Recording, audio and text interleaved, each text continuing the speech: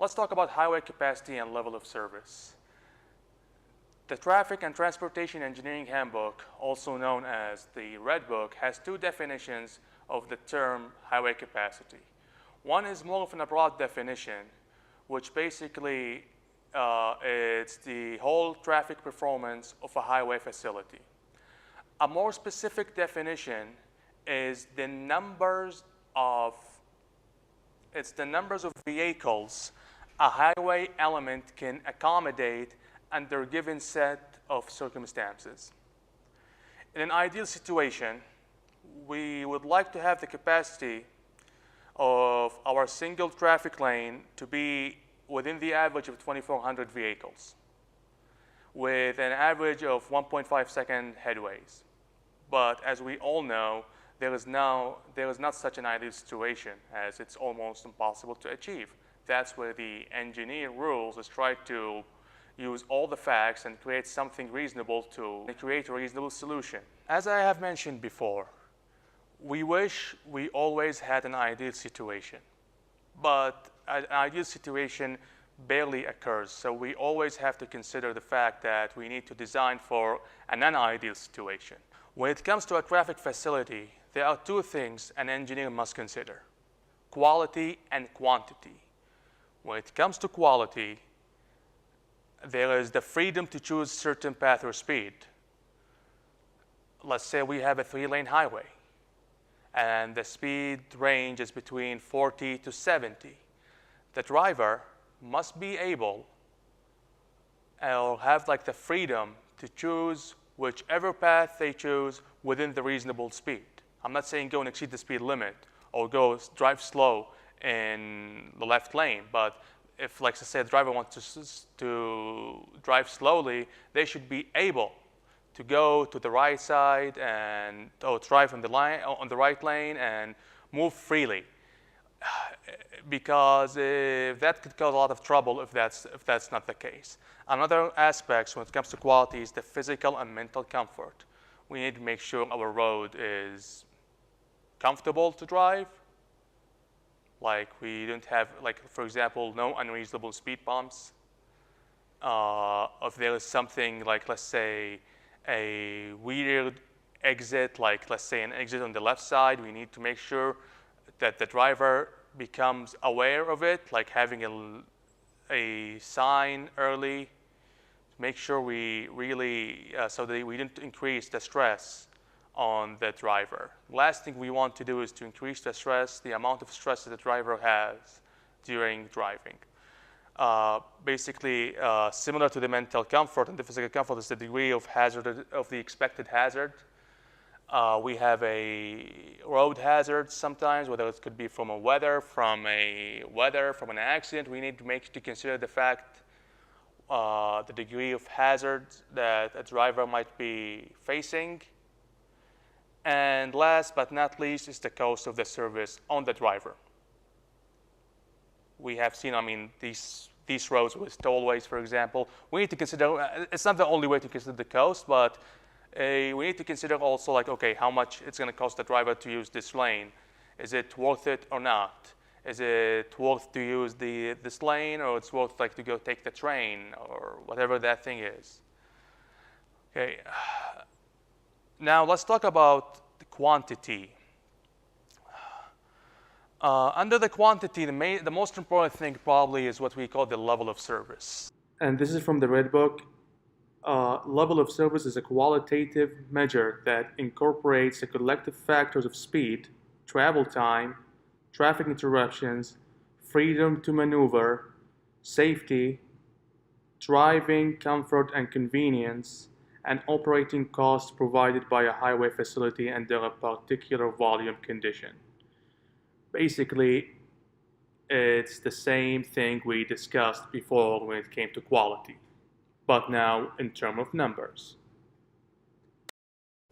There are 5 levels of service: level A, level B, level C, level D, level E, level F.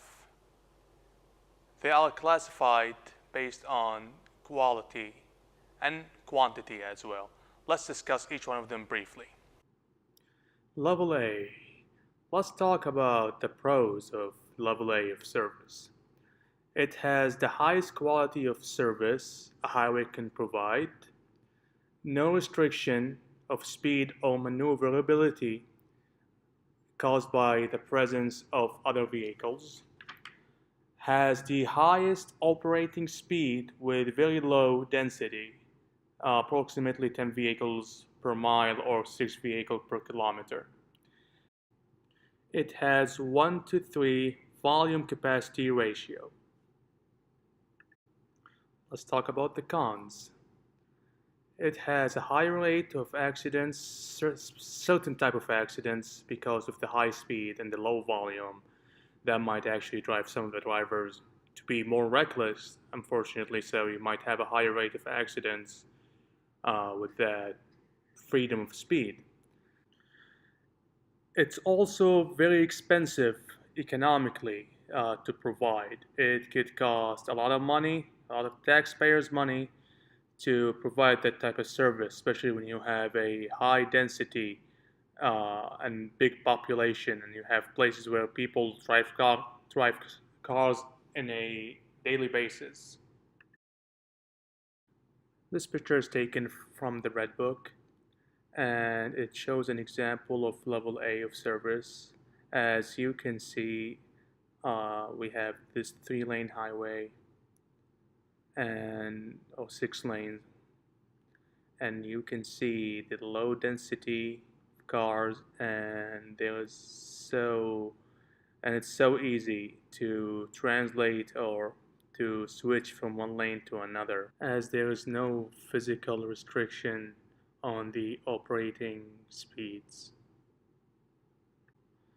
As for Level B, it's typically designed for a high-type rural highways. It has a stable flow zone area. However, the operating speed can be restricted at certain point. There is no restrictions on maneuverability under freeway conditions where the lane density is under 20 vehicle per mile or 20 vehicle per kilometer. This is a picture from the Red Book. It shows an example of level B service. Uh, this picture indicates a stable flow. As you can see, cars coming from all the way back. So it indicates like we have a stable flow. Cars keep coming at a slow rate of flow. Uh, Few restrictions probably on the operating speed, but there is no restriction on maneuverability, as you can, cars can switch from one lane to another easily. As for level C, it has a similar characteristics to level B, except it has a higher volume, and there are more restrictions on speed and on lane changing.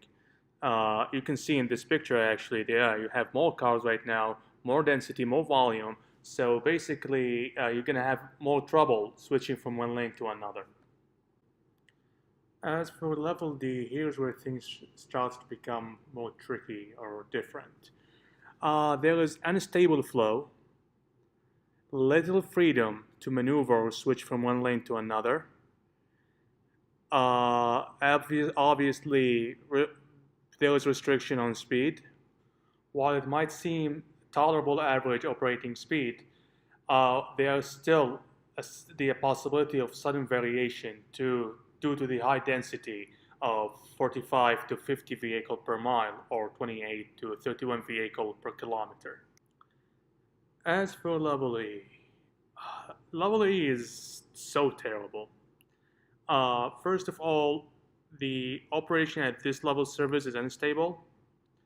The speed could go as low as 30 mile per hour, or 48 kilometer per hour. This is the range with all the interruption that you might get because the flow instability.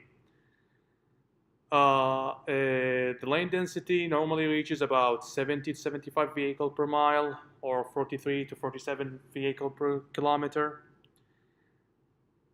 You have the headway probably is there's big variation in the headway speed and the headway duration and all these kind of stuff.